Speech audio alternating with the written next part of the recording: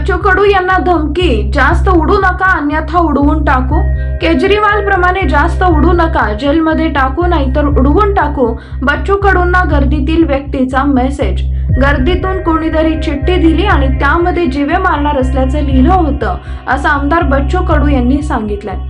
प्रहारचे आमदार बच्चू कडू यांना एका अज्ञात व्यक्तीने जीवे मारण्याची धमकी दिली आहे। जास्त उडवूड करू नका, तुलाही केजरीवाल सारखं जेलमध्ये टाकू नाहीतर उडवून टाकू, अशी चिठ्ठी लिहून बच्चू कडू यांना धमकी दिली आहे। भाषणासाठी जाताना त्यांना गर्दीतून कोणीतरी चिठ्ठी दिली आणि त्या माध्यमातून ही धमकी दिल्याचं आमदार बच्चू कडू यांनी सांगितलंय।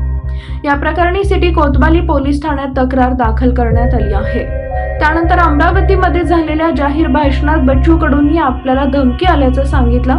अमरावती येथील सिटी कोतवाली पोलीस ठाण्यात अज्ञात व्यक्ती विरोधात गुन्हा दाखल करण्यात आलाय। बच्चू कडू यांनी महायुतीच्या उमेदवार नवनीत राणा यांना विरोध करत त्या ठिकाणी प्रहार पक्षाकडून दिनेश बोब यांना उमेदवारी दिली आहे। नवनीत राणा, रवी राणा आणि बच्चू कडू यांच्यामध्ये गेल्या 5 वर्षांमध्ये सातत्याने राजकीय संघर्ष सुरू आहे। त्यामुळे बच्चू कडू यांनी राणांच्या उमेदवारीला विरोध करत आपला उमेदवार जाहीर केलाय। दिनेश बोब हे एकनाथ शिंदे यांच्या शिवसेनेचे नेते होते। त्यांनी आता बच्चू कडू यांच्या प्रहारामध्ये प्रवेश केला आणि नवनीत राणांच्या विरोधात दंड थोपटले। तसेच अमरावतीमध्ये शिवसेना शिंदे गटाचे आनंदराव अडसूळ देखील इच्छुक होते, पण ही जागा भाजपने शिवसेनेकडून काढून घेऊन त्या ठिकाणी नवनीत राणा यांना उमेदवारी दिली। त्यामुळे अडसूळ देखील नाराज आहेत। अभिजित अडसुळे यांनी नवनीत राणांच्या उमेदवारीला विरोध केलाय। नवनीत राणांचा 2 लाखांनी पराभव, कामगार भाजपकडून उमेदवारी जाहीर झाल्यानंतर नवनीत राणा यांनी महायुतीतील नेत्यांनी आपल्याला मदत करावी अशी विनंती केली होती। त्यावर बच्चू कडू यांनी नकार दिला।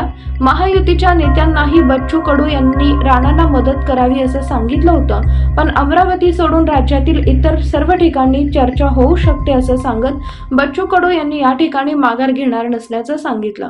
आता तीर सुटलाय, तो मागे येणार नाही असं सांगत नवनीत राणा यांचा 2 लाखाने पराभव करू, वेळ आली तर त्यांचं डिपॉझिट जप्त करू, असं थेट आवाहन बच्चू कडू यांनी केलंय।